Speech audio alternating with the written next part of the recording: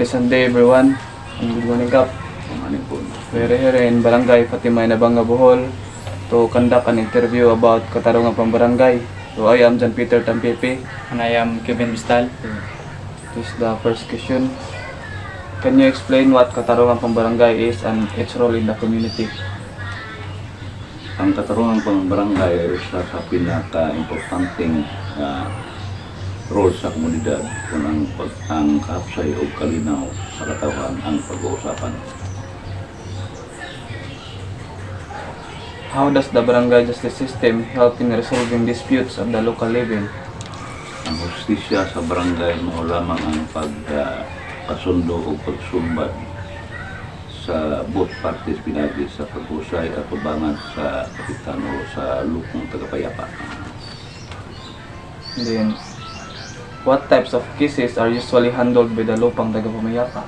Kasagaran mga kaso na mahidangat din sa buwatan sa lupong tagapayapa, kasagaran sa abuse, public disturbance, kung panag-away sa managsilingan, labi na kung na sa ubos sa daong sala. Topat.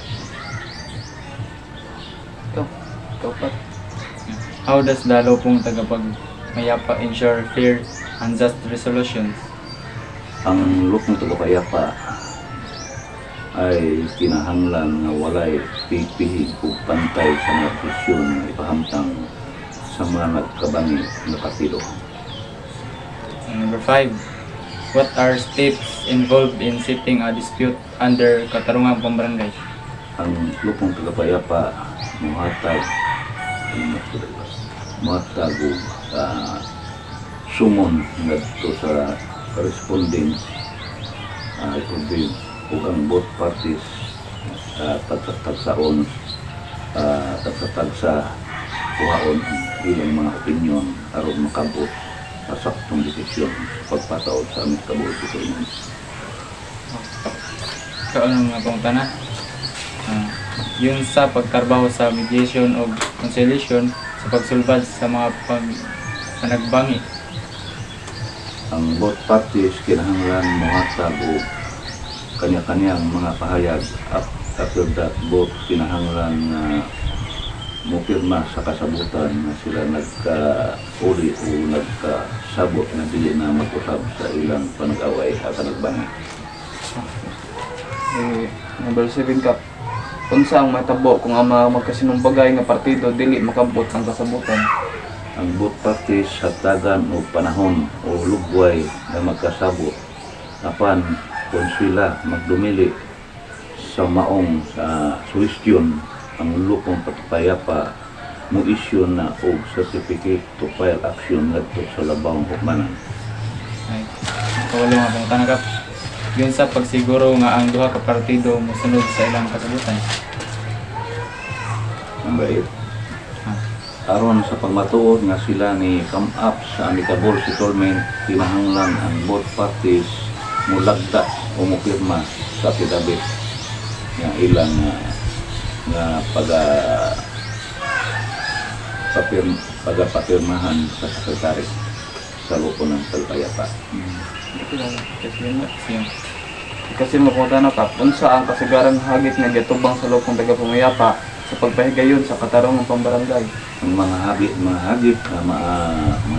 na ang both parties nga mataas o magarbo, particularly those who are hard-headed o dili kasabot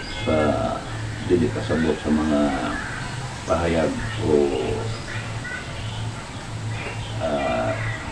mga maayong mga tambag gikan sa lupong payapa.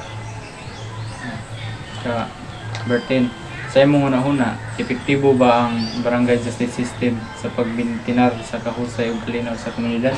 Exactly. Very effective and useful ang barangay justice system.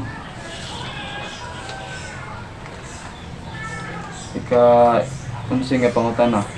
Aduna ba'y mga kaso nga nagkagrabe ug moabot sa labaw nga level sa barangay? Kung oo, unsa ang mahitabo sunod? As far as I'm concerned, ang atong lupong tagapayapa so far is effective in handling barangay cases ug wala pa'y nakapasa ngadto sa taas nga level. Isa na lang. Kado, control. Then number 12, what improvements can be made to strengthen the implementation of Katarungan Pambarangay? The barangay captain requesting the higher echelon o sa taas nga level sa panggoberno nga mokandak o kandak o continuous training and education sa mga membro sa lupong kapayapaan.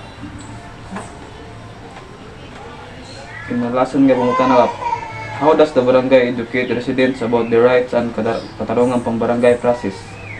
The barangay officials, particularly the chairman sa lupong, to conduct dissemination and explanation about their individual rights with regards sa katarungan pambarangay process. Thank you very much, Kap, for your answers.